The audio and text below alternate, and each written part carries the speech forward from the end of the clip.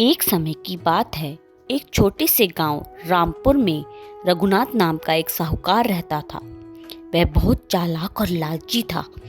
गांव में वही एकमात्र पैसे वाला व्यक्ति था, इसलिए गांव वाले अक्सर उससे उधार लेने को मजबूर हो जाते थे। रघुनाथ इसी बात का फायदा उठाकर गांव वालों को ऊंचे ब्याज पर पैसे उधार देता और जब किसान कर्ज नहीं चुका पाते तो उनकी जमीन या फसल हड़प लेता। उसके पास गांव की अधिकांश संपत्ति थी और उसके डर के कारण कोई उसके खिलाफ आवाज उठाने की हिम्मत नहीं करता था। एक दिन गांव का एक गरीब किसान रामू उसकी दुकान पर आया। सेठ जी, मुझे घर का सामान चाहिए, लेकिन अभी मेरे पास पैसे नहीं हैं। मैं फसल कटने के बाद चुका दूंगा। रामू, फसल तो 2 महीने बाद कटेगी, तब तक मेरा ब्याज कौन देगा? देख, मैं तुझ पर बड़ा एहसान कर रहा हूँ। तू 2 महीने का राशन ले जा और बदले में फसल का आधा हिस्सा मुझे दे देना। रामू को यह शर्त बहुत भारी लगी, लेकिन मजबूरी में उसे यह सब मानना पड़ा। सेठ जी, आपके बिना हमारा गुजारा नहीं, मैं तैयार हूँ। रघुनाथ ने तुरंत एक कागज निकाला और रामू से अंगूठा लगवा लिया। रामू उदास होकर घर चला गया, लेकिन उसके दिल में चिंता बनी रही। वह जानता था कि सेठ जी की चालें किसी न किसी तरह गांव वालों का नुकसान ही करेंगी। अरे, क्या हुआ रामू? तुम इतने उदास क्यों बैठे हो? सेठ जी ने 2 महीने के राशन के बदले में मुझसे आधी फसल के कागजों पर अंगूठा लगवा लिया। क्या? और तुमने अंगूठा लगा दिया? तुम्हारा दिमाग सही है? आधी फसल के बदले में बस 2 महीने का राशन? तुम क्या करके आ गए रामू? तो मैं क्या करता जानकी? फसल तैयार होने में अभी 2 महीने बाकी हैं और घर में राशन का एक दाना भी नहीं था। क्या हम 2 महीने तक भूखे रहते? ये तो तुम सही कह रहे हो। चलो, अब कर भी क्या सकते हैं।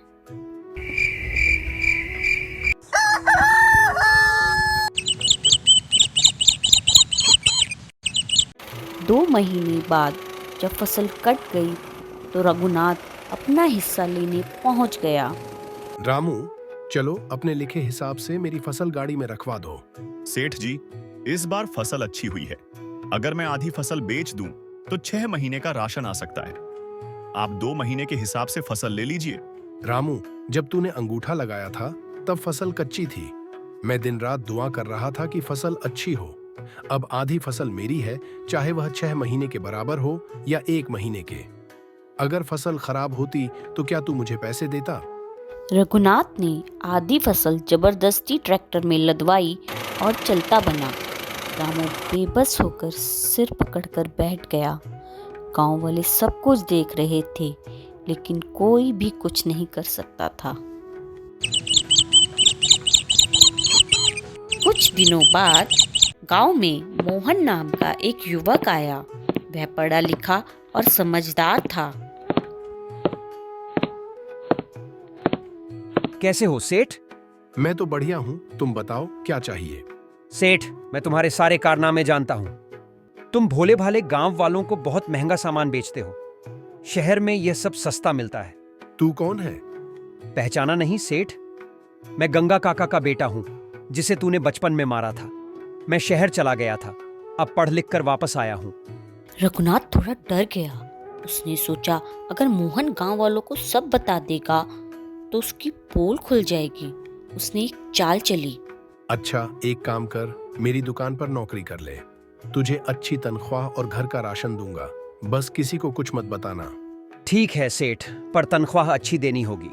तू चिंता मत कर, तुझे खुश कर दूंगा।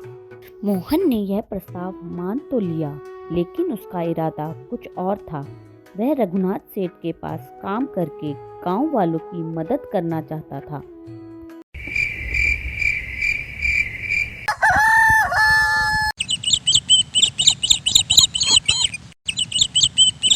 मोहन ने चुपचाप गांव वालों की मदद करनी शुरू कर दी। जब कोई उधार लेने आता तो वह उसे इशारों में समझाता कि कैसे रघुनाथ उन्हें लूटता है। कुछ किसान उधार लेने से मना करने लगे और जो लेते वे कम ब्याज पर लेते। जब रघुनाथ दुकान से घर चला जाता तो मोहन चुपचाप किसानों के उधार के कागज फाड़ देता था। धीरे धीरे गांव के लोग जागरूक हो गए। उन्होंने एक नई योजना बनाई। गांव के बुजुर्गों और नौजवानों ने मिलकर फैसला किया कि अब वे अपनी फसल का सही मूल्य खुद तय करेंगे और शहर में जाकर बेचेंगे। उन्होंने पास के जिले में एक व्यापारी से संपर्क किया जो उचित दाम पर उनकी फसल खरीदने को तैयार हो गया।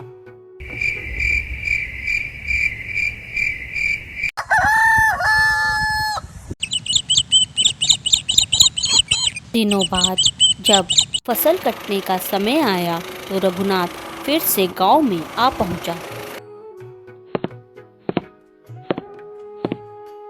चलो, अपने लिखे हिसाब से अपनी फसल का हिस्सा मेरी गाड़ी में रखवा दो। हिस्सा? कैसा हिस्सा? सेठ, भाग जा यहाँ से। हमने तुझसे कोई उधार नहीं लिया। ये देखो, मेरे खाते में अंगूठा लगा कागज है। गांव वाले हंसने लगे। जब रघुनाथ ने खाता देखा तो उसमें एक भी कागज नहीं था। हे भगवान, सारे कागजात कहाँ चले गए? मैं तो बर्बाद हो जाऊंगा। मेरा तो सारा धंधा चौपट हो जाएगा। सेठ, तूने आज तक हमें बहुत लूटा है। ये सब उसी की सजा है।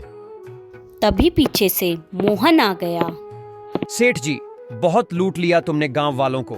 अब देखो, गांव के बाहर एक सरकारी दुकान खुल गई है जहां सस्ता सामान मिलेगा। साथ ही यहां एक ग्रामीण बैंक भी खुलने वाला है। धोखेबाज, तूने नौकरी सिर्फ मेरी दुकान को बर्बाद करने के लिए की थी। मैं तुझे नहीं छोड़ूंगा। तूने मुझे बर्बाद कर दिया। इसका सबक तो मैं तुझे सिखाऊंगा। सेठ, मैं सरकारी ग्रामीण बैंक का कर्मचारी हूं। बैंक के लिए सर्वे करने आया था।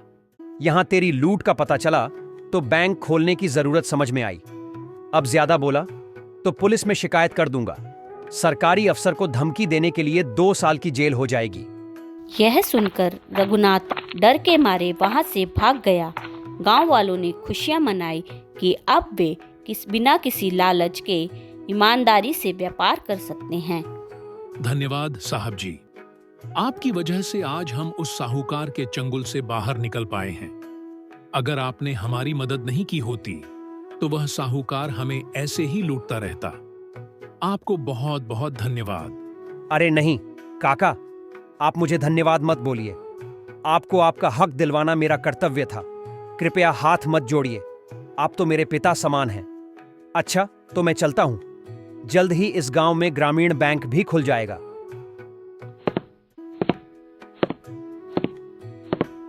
इस तरह गांव को एक नई रोशनी मिल गई और लालच का अंत हो गया। अब गांव में हर कोई मिलजुल कर आगे बढ़ने लगा।